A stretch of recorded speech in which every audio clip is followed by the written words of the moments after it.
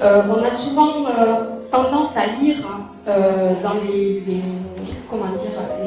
ouvrages qui traitent de Saint-Paul de Fenouillet que les termes ont commencé ici en 1907 avec une comtesse russe, son époux et une très très jolie histoire. C'est pas complètement vrai, même si elle est très très jolie cette histoire, on est d'accord, et évidemment, je vais vous la raconter. Ah non, elle s'est mariée avec quelqu'un de Saint-Paul de Fenouillet, voilà.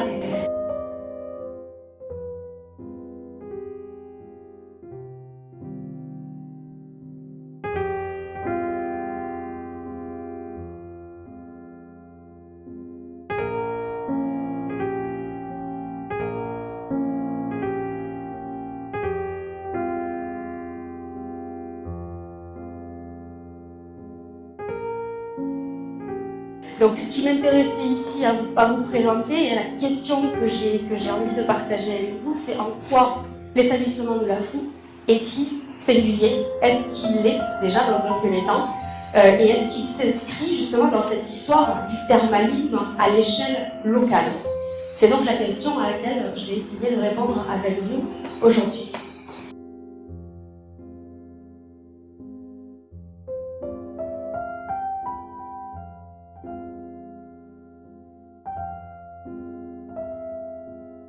Monsieur Biès, donc propriétaire à Saint-Paul de Fenouillet, est un modeste cocher lorsqu'il rencontre sa future épouse en Corse lors de son service militaire. Elle cherche un cocher. Et Auguste Biès est mis à son service et il tombe amoureux. Donc, lorsqu'ils viennent à Saint-Paul à la rencontre des parents de Biès, la comtesse s'intègre bien à la vie du village. Elle entend les habitants vanter les bienfaits des eaux chaudes de la Fou qui guérissent de tous les maux et décide d'en faire commerce. Donc, certes, elle est russe parce qu'elle a un nom russe, elle n'est pas du tout née en Russie, ses parents non plus, et même ses grands-parents, en fait, ils ont un ancrage en France et en particulier dans le sud-ouest. Donc, d'accord, j'ai pas de problème avec le fait qu'elle soit russe, le nom qu'elle porte, c'est juste évident. Léonie Geneviève Yermolov est née le 13 septembre 1855 à Pau. Son père s'appelait Alexandre Yermolov et il était propriétaire rentier et conseiller général des Basses-Pyrénées. Et sa maman s'appelait Anastasie Sherbatov. J'ai ensuite la date de mariage. Ils se sont mariés donc en 1905, le 27 décembre à Paris. Et Auguste Biès, sur l'acte de mariage, il est marqué qu'il est industriel. Ils ont un enfant ensemble qui s'appelle Léon Auguste Pierre Biès. Auguste Biès décède en 1922 et son épouse se remarie quelques années plus tard avec Maurice André Noël Tolmans à Marseille. Puisqu'il faut effectivement attendre 1907 pour que Auguste Biès, propriétaire à Saint-Paul de Fenouillet, réitère une demande d'autorisation de création d'un établissement thermal.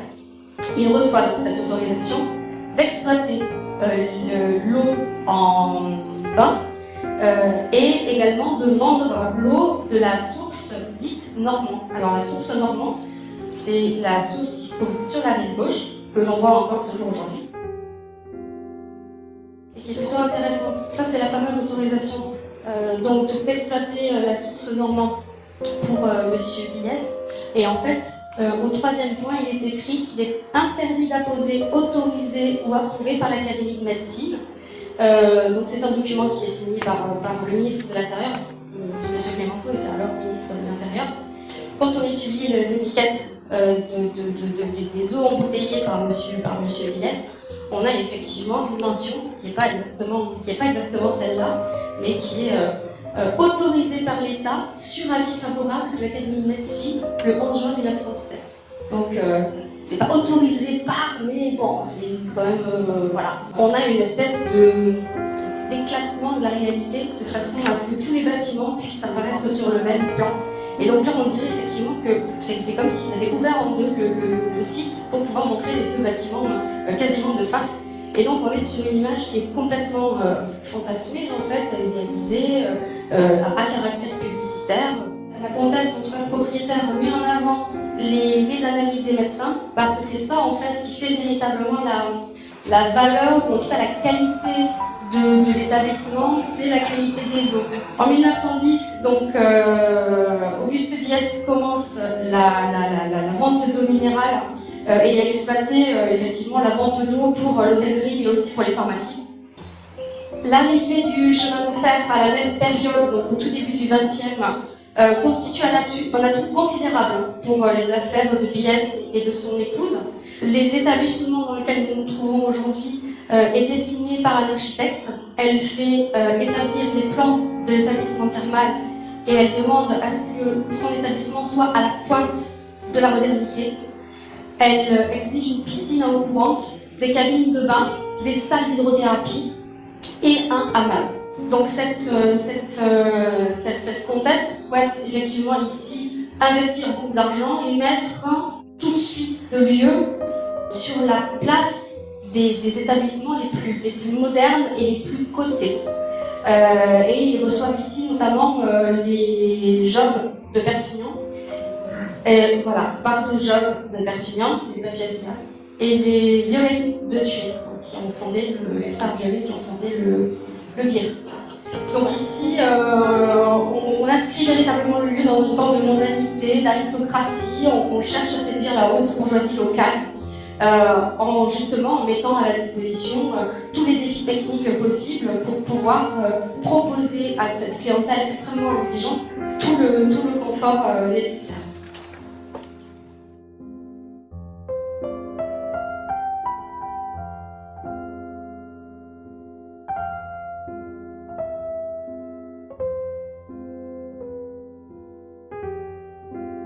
Il y a aussi un autre défi qui est pas des moindres, hein, c'est le défi technique de construire dans un endroit comme celui-ci, qui est relativement accidenté. Et c'est un véritable défi que de faire venir l'eau, en tout cas jusqu'au terme et jusqu'à la piscine. Donc, est inventé, en fait, est créé ici un système de pompe, de pompage, qui faisait monter l'eau de la source vers un réservoir à 40 mètres plus haut sur la colline. Et à partir de là, l'eau servait pour remplir la piscine du bâtiment d'eau thermale à grande vitesse. Le fait de faire monter l'eau en hauteur permettait d'avoir de la pression. Ces techniques ingénieuses et complexes étaient motorisées par l'électricité provenant d'un bâtiment, dont on a un peu parlé tout à l'heure, on en parlera un petit peu plus après. C'est le moulin qui se situe de l'autre côté de la rivière et qui en fait était également une centrale électrique et qui fournissait donc l'électricité à l'établissement thermal. Donc là aussi, l'établissement était également autonome en électricité. Quant au moulin, le moulin se situe donc sur la rive gauche et donc il comprend un office, 5 chambres pour le personnel, une vaste cuisine avec four et pièces pour le pain, une écurie, un vestibule, une cave, une salle de production et de distribution de l'électricité. Les salles pour le lavage, le remplissage, l'étiquetage et la manutention de la mise en bouteille de l'eau, une lingerie, buanderie pour servir l'hôtel, de vastes entrepôts de bouteilles vides et caisses, une salle de goûter pour la turbine, une scierie mécanique pour la fabrication des caisses, une salle de billard, un office et une salle des fêtes. Cet édifice accueillait aussi un cinéma. Ce bâtiment donc, était initialement destiné à la production d'hydroélectricité, hein, ça on l'avait dit, et donc il alimentait l'établissement thermal et il y avait un pont qu'on voit sur cette passerelle en tout cas qui permettait au personnel de faire le transit entre l'endroit où ils étaient hébergés et l'endroit où ils travaillaient. Voilà le vue générale de l'établissement, en tout cas de la Villa des Pins, qui se situe ici. L'hôtel des Thermes dans lequel nous nous trouvons ici, et la galerie de Pure en fait qui fait la jonction entre les deux. L'établissement thermal de La Fou est édifié dans son ensemble, donc c'est-à-dire que tout a été construit en même temps, en 1907, et donc il est constitué de l'établissement thermal ici, dans lequel nous sommes, de l'hôtel-restaurant La Villa des Pins qui se situe donc juste à côté. Sur la rive gauche, le moulin de la Fou, nous venons d'entendre à l'équisseur de locales techniques, d'usines électriques et également d'usines d'embouteillage.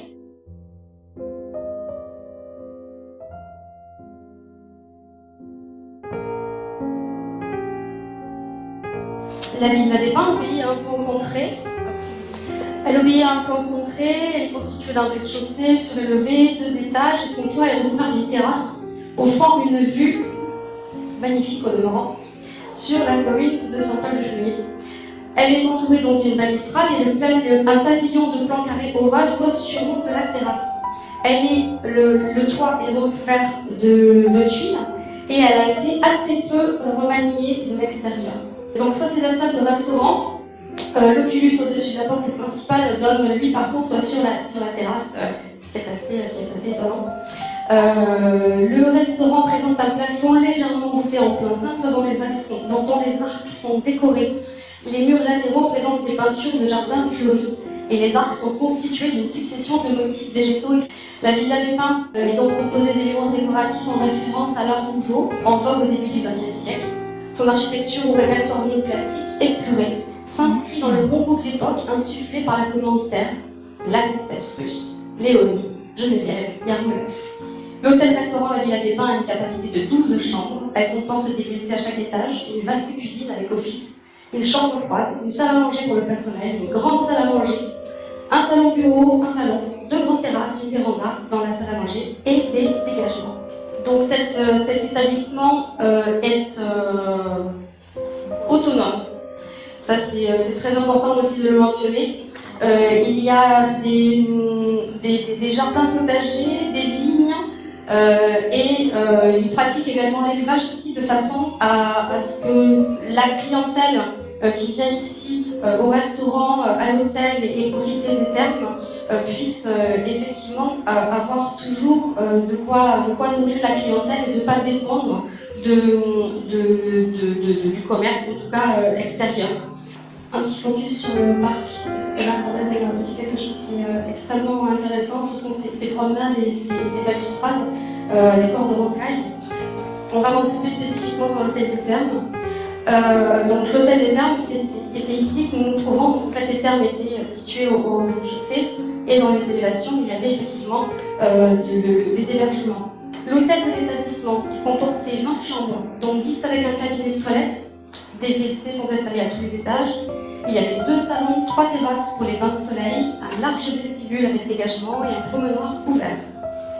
Au premier étage, la galerie a été conservée, elle est composée d'arcs outrepassés. Vous pouvez tourner la tête, il s'agit des arcs que vous avez juste derrière vous et qui ferment l'espace dans lequel qui alterne donc la pierre et le marbre rose et qui retombe sur du coloré. La terrasse d'origine a été remaniée, elle est désormais occupée par des piliers qui soutiennent la terrasse du niveau supérieur. On accédait au bain au rez-de-chaussée par un grand hall d'entrée qui ouvre sur le jardin anglais. Alors, donc malgré les grands remaniements dont l'établissement a fait l'objet au cours de son histoire, le recours à la bichromie, la présence des arcs outrepassés qui constituent la galerie renvoie à un répertoire architectural néo-mauresque encore bien visible aujourd'hui. Voilà, donc ici j'ai également récupéré d'un fonds privé une photo qui daterait probablement des années après 1985. Voilà, où on voit donc que les fenêtres de l'étage ont toutes été fermées, murées. Voilà, oui, tout à fait. Que le toit est extrêmement endommagé. Et le pavillon, par contre, avait déjà été refait. Donc la toiture du pavillon n'a plus cette espèce de côté un peu néo-mauresque, ravisant, comme on l'avait sur la construction d'origine.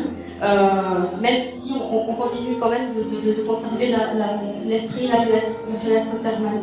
Donc ça te donne un peu une idée du travail de restauration qui a été réalisé ici.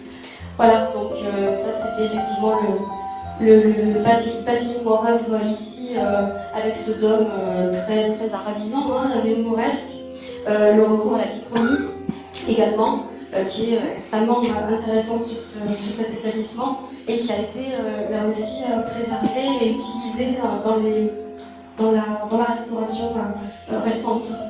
On est devant une autre villa qui se situe elle aussi près de la gare, à Saint-Paul-de-Fenouillet, qui a elle aussi été construite en même temps que l'établissement thermal par le couple Biès. Il s'agit de la villa de Baïra ou villa de la Comtesse.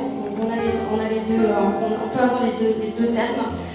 Donc elle construit cette villa, ils construisent cette villa à côté de la gare, de manière à pouvoir accueillir les voyageurs en transit. Donc ils viennent ici, ils se reposent dans cette villa avant de pouvoir prendre le chemin pour venir jusqu'à l'établissement thermal. Cette villa représente, en tout cas présente des similitudes, on le voit assez avec la villa des Pins, elle est cependant beaucoup plus modeste. On retrouve cette idée du pavillon. Son aspect extérieur n'a pas beaucoup changé. Le vocabulaire architectural dédié ici renvoie au même vocabulaire en fait que la villa des Pins, en l'occurrence un style néoclassique, bien que le décor épuré inscrive cette villa dans le goût éclectique du début du XXe siècle. Face à la concurrence des stations de la haute vallée de l'Aude et aux conséquences de la Première Guerre mondiale, le 25 mai 1919, la compagnie des eaux minérales et thermales de la Floue est dissoute, mettant fin à toute activité aux eaux. La villa de Beira est vendue en 1920, donc elle est vendue séparément, et donc dans l'acte de vente, on a une description très précise de cette villa. Elle comprend une cave, une écurie, une remise, un poulailler au rez-de-chaussée. À l'étage se trouve une cuisine, une salle à manger, un salon, 5 chambres, un cabinet de toilette et 2 terrasses au nord et au sud. Et le deuxième étage est distribué autour d'un salon, 3 chambres, un cabinet de toilette. L'étage de comble habite un grenier sous le toit. Le jardin est planté d'arbres fruitiers.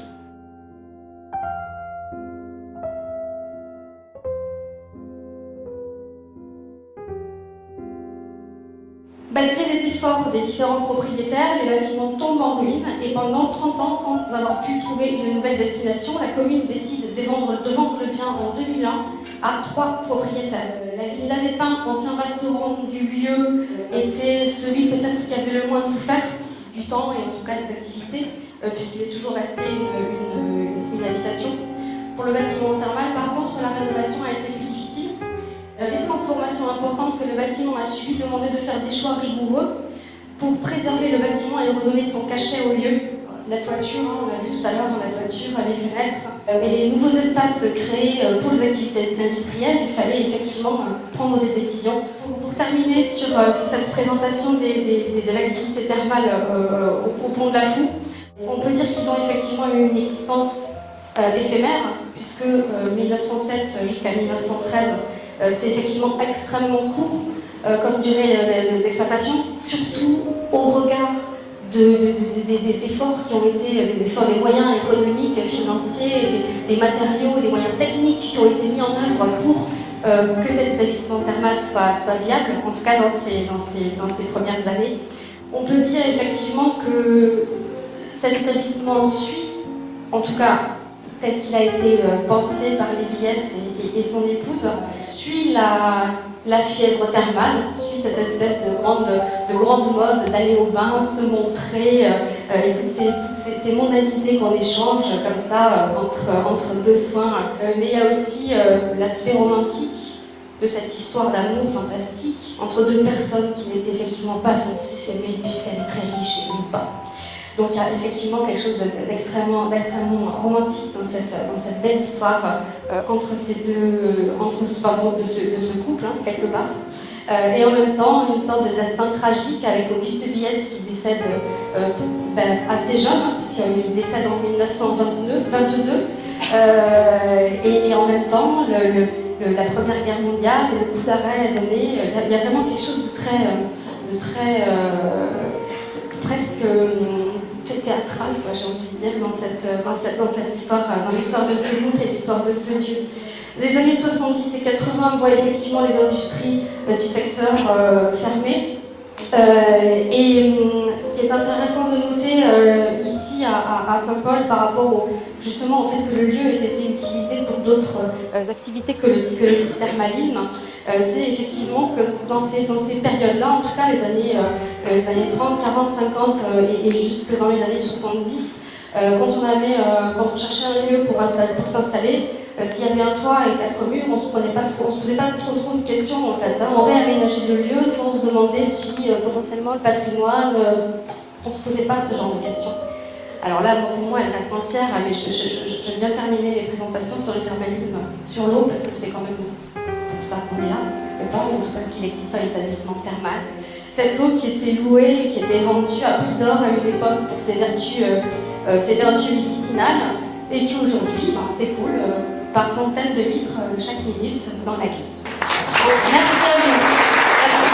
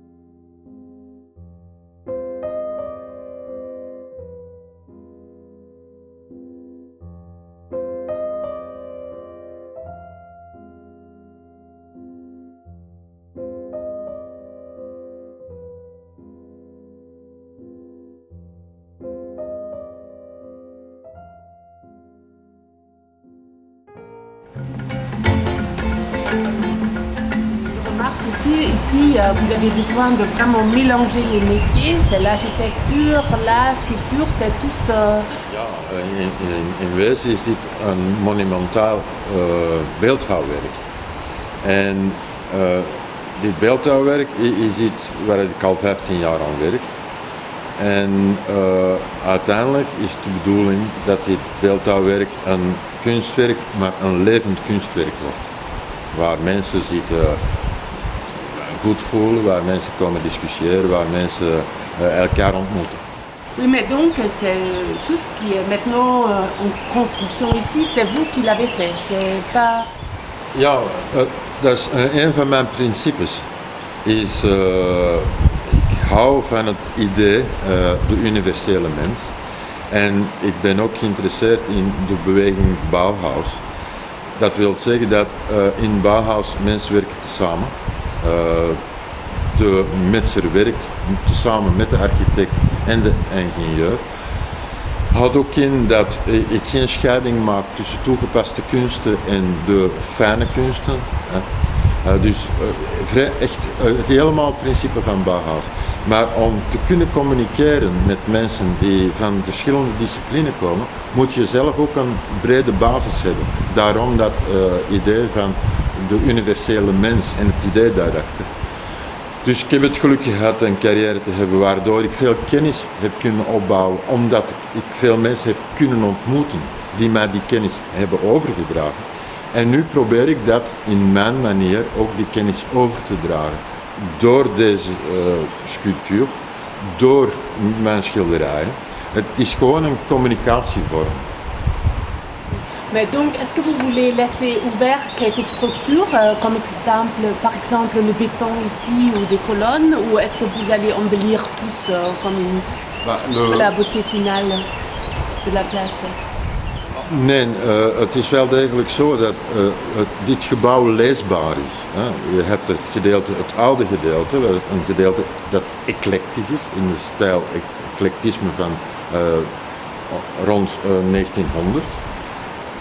Dat respecteer ik, dat gedeelte. Ik respecteer ook het gedeelte en wanneer het industrieel gebruikt werd. En vandaag doe ik daar een stuk hedendaags architectuur bovenop. En uiteindelijk de bedoeling is dat wanneer het werk volledig af is, kun je het gemakkelijk lezen. Je kunt het lezen in zijn verschillende periodes en toch maakt het een nieuw geheel, wat opnieuw weer die stijl eclectisme in zich houdt.